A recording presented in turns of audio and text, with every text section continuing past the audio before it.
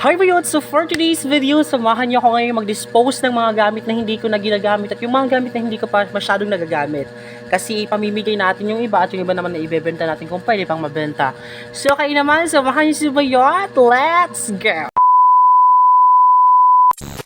And so yun na nga mga Bayot, marami pa talaga akong mga gamit na hindi ko pa nagagamit. Katulad nito, itong mga wallet na ito, hindi ko pa talaga siya totally nagagamit kasi mga bigay lang to sa akin. And ngayon, kung maibebenta pa siya, ibebenta natin. At kung hindi, ay ipamimigay naman natin. Actually, yung isa dito is kay mother. Kaso, hindi naman ginagamit ni Modra Demso Appliances. So, ako na lang yung gumamit.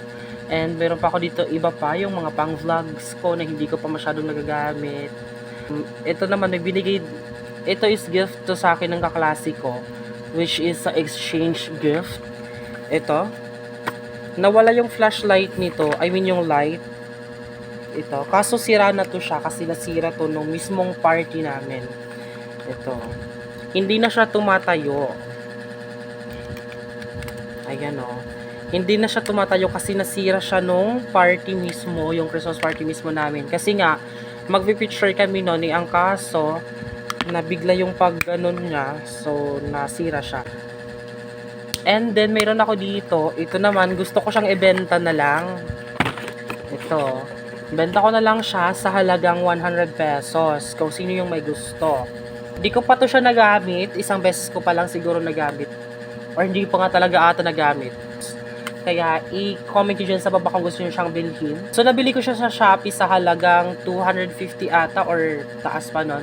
And guys, meron pa pala ako ditong isang wallet. Ito naman, binili ko siya sa Shopee. Kaso, hindi ko siya ginagamit kasi ito sobrang laki niya. Ayan. May laman lang to na piso. So, benta ko na lang siya sa inyo na 50 pesos or baba pa sa 50. Comment kayo dyan sa baba.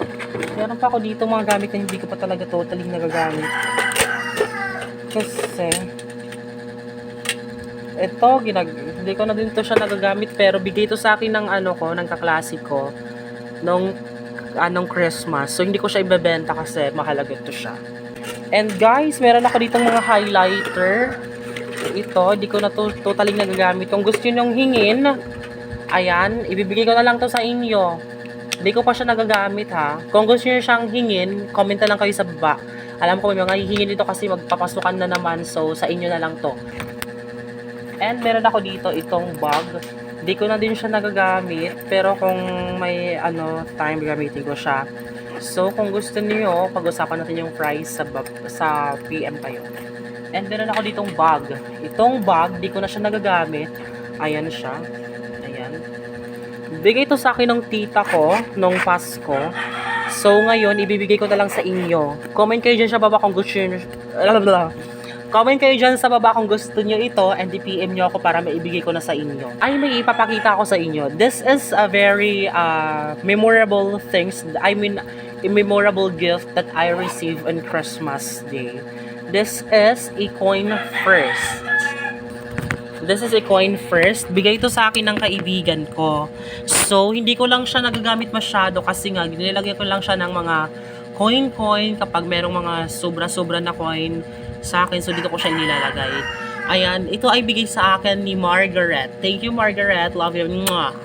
Alright, so hi Bayot! Hanggang dito na lang ang ating video for today's video. At kung hindi ka pa naka-follow sa akin, mag-follow ka naman. At kung nagustuhan yung video ito, don't forget to like this video and don't forget to share this video. See you next time. Bye-bye guys. Love you.